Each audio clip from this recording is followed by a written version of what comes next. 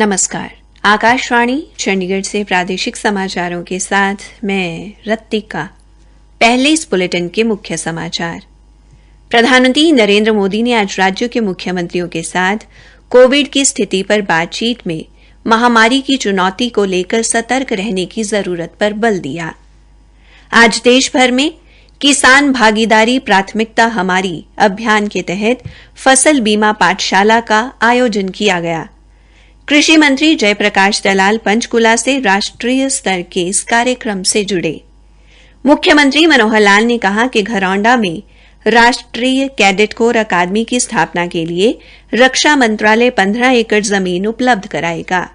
और हरियाणा के चकबंदी विभाग द्वारा आज पंचकुला में 18 पटवारियों और कानून गो को सम्मानित किया गया। अब समाचार विस्तार से।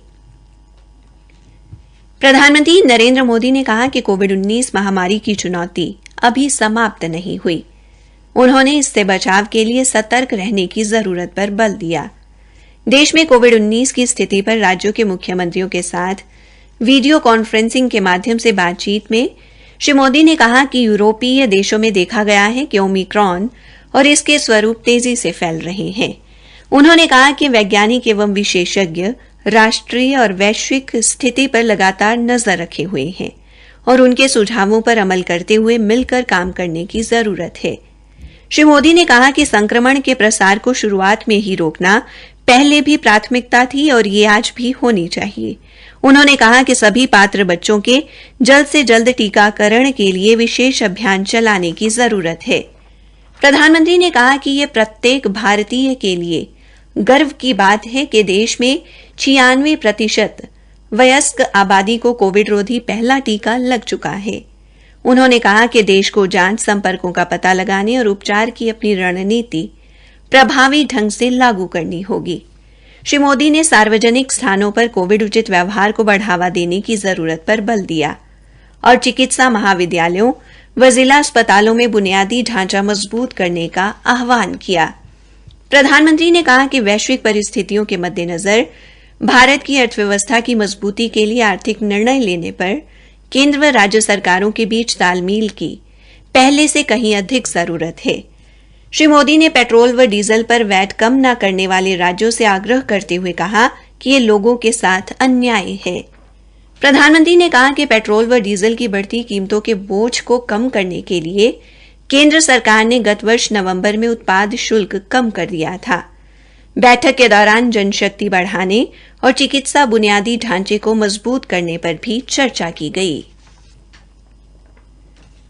आज देश भर में किसान भागीदारी प्राथमिकता हमारी अभियान के तहत फसल बीमा पाठशाला का आयोजन किया गया।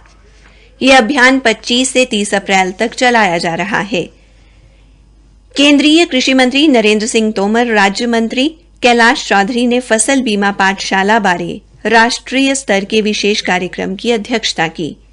1 लाख से अधिक किसानों के साथ वर्चुअल माध्यम से बातचीत करते हुए श्री तोमर ने कहा कि फसल बीमा योजना के तहत सरकार को किसानों से किश्त के रूप में 21,000 करोड़ रुपए की राशि प्राप्त हुई है, जबकि केंद्र सरकार द्वारा फसल नुकसान के दावों के लिए 1,15,000 करोड़ रुपए की राशि किसानों को दी गई है।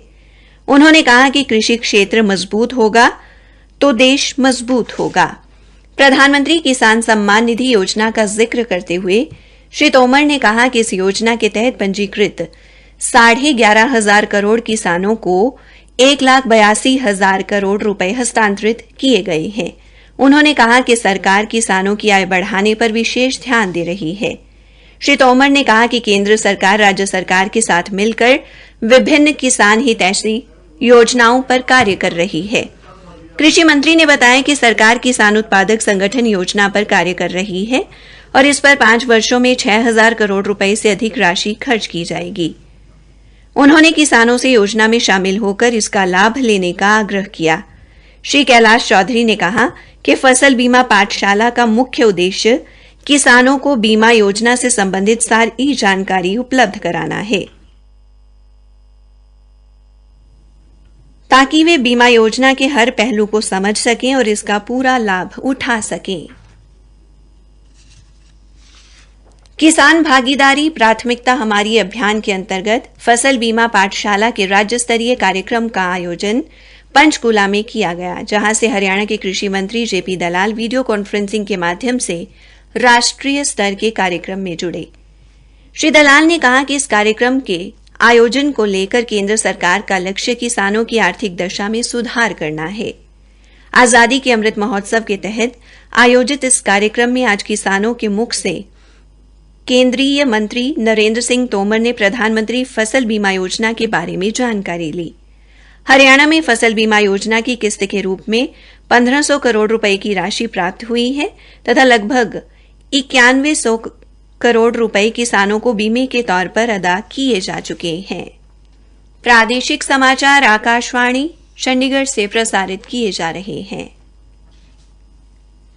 हरियाणा के मुख्यमंत्री मनोहर लाल ने कहा कि घरौंडा में राष्ट्रीय कैडेट कोर अकादमी की स्थापना की जाएगी। उन्होंने कहा कि इसके लिए रक्षा मंत्रालय की 15 एकड़ जमीन उपलब्ध करवाने का निर्णय लिया गया है और अधिकारियों को इस संबंध में सभी औपचारिकताएं पूरी करने के निर्देश दिए गए हैं ताकि इसका कार्य शीघ्र पूरा किया जा सके। मुख्यमंत्री ने आज घरौंडा स्थित एनसीसी अकादमी के संबंध में पंजाब, हरियाणा, हिमाचल प्रदेश व चंडीगढ़ एनसीसी निदेशालय के अतिरिक्त निदेशक मेजर जनरल राजीव छिब्बर और Ambala NCC group commander brigadier AC Brar के साथ बैठक के बाद ये जानकारी दी। बैठक में शिक्षा मंत्री कंवरपाल और घरौंडा से विधायक हरविंदर कल्याण भी उपस्थित रहे। मुख्यमंत्री ने बताया कि श्री बराड़ ने उन्हें अवगत करवाया कि हरियाणा में 233 महाविद्यालयों और 397 विद्यालयों में एनसीसी के विंग संचालित हैं। उन्होंने बताया कि अकादमी का निर्माण आधुनिक ढंग से करवाया जाएगा। ब्रिगेडियर एएस बराड़ ने बताया कि एनसीसी निदेशालय द्वारा हर वर्ष 40 एनसीसी शिविर लगाए जाते हैं और अब तक ये शिविर विभिन्न स्थानों पर किराए की जगह पर लगाए जाते थे, लेकिन अब अकादमी बनने से किराए के अनावश्यक खर्च में बचत होगी। उन्होंने बताया कि हरियाणा के अलावा पंजाब में 2 और हिमाचल प्रदेश में 1 एनसीसी अकादमी बन रही है। हरियाणा सरकार के चकबंदी विभाग द्वारा आज पंचकूला में राज्य भर के कुल 18 पटवारियों और कानूनगो को सम्मानित किया गया। हमारे संवाददाता ने बताया कि 7 पटवारियों और कानूनगो को हीरो मोटोकॉर्प की ओर से मोटरसाइकिल व प्रशस्ति पत्र तथा 11 पटवारियों और कानूनगो को प्रशस्ति पत्र देकर सम्मानित किया गया। चकबंदी विभाग की निदेशक आमना तस्नीम ने बताया कि आज जिन 18 पटवारियों और कानूनगो को सम्मानित किया जा रहा है, उन्होंने कोविड-19 के दौरान सराहनीय कार्य किया था। उन्होंने बताया कि जिन 65 गांवों में चकबंदी का कार्य बकाया है, उसको इसी वित्त वर्ष में पूरा किया जाएगा। सम्मान समारोह में हरियाणा विधानसभा के अध्यक्ष ज्ञानचंद गुप्ता और राजस्व एवं आपदा प्रबंधन विभाग के राज्य मंत्री अनूप धानक ने अतिथि के तौर पर शिरकत की। इस अवसर पर अपने संबोधन में विधानसभा अध्यक्ष ने कहा कि कोविड के दौरान 2 साल का समय बहुत ही मुसीबत भरा था। उन्होंने कहा कि अभी तीसरी लहर के आने की संभावना जताई जा रही है, इसलिए सतर्क रहना और सावधानी बरतना जरूरी है। हरियाणा सरकार 28 से 30 अप्रैल तक चंडीगढ़ के सेक्टर 17 स्थित परेड ग्राउंड में फार्माटेक एक्सपो और लैबटेक एक्सपो का आयोजन करने जा रही है। इसमें 200 से अधिक कंपनियां अपने उत्पाद प्रदर्शित करेंगी। व्यापार मेला प्राधिकरण के वरिष्ठ प्रबंधक अनिल कुमार चौधरी ने आज चंडीगढ़ प्रेस क्लब में आयोजित प्रेस वार्ता के दौरान ये जानकारी दी। हरियाणा की रानी लक्ष्मीबाई आत्मरक्षा प्रशिक्षण के प्रथम राज्य स्तरीय समारोह का आयोजन आज पंचकूला में हुआ। कार्यक्रम में शिक्षा मंत्री कंवरपाल गुर्जर विशेष रूप से शामिल हुए। कार्यक्रम में शिक्षा विभाग के अतिरिक्त मुख्य सचिव महावीर सिंह और महानिदेशक माध्यमिक शिक्षा जी गणेशन भी उपस्थित रहे। इस राज्य स्तरीय कार्यक्रम में 73 प्रशिक्षकों को बेल्ट देकर सम्मानित किया गया। अंत में मुख्य समाचार एक बार फिर। प्रधानमंत्री नरेंद्र मोदी ने आज राज्यों के मुख्यमंत्रियों के साथ कोविड की स्थिति पर बातचीत में महामारी की चुनौती को लेकर सतर्क रहने की जरूरत पर बल दिया। मुख्यमंत्री मनोहर लाल ने कहा कि घरौंडा में राष्ट्रीय कैडेट कोर अकादमी की स्थापना के लिए रक्षा मंत्रालय 15 एकड़ जमीन उपलब्ध कराएगा। इसी के साथ प्रादेशिक समाचार समाप्त हुए।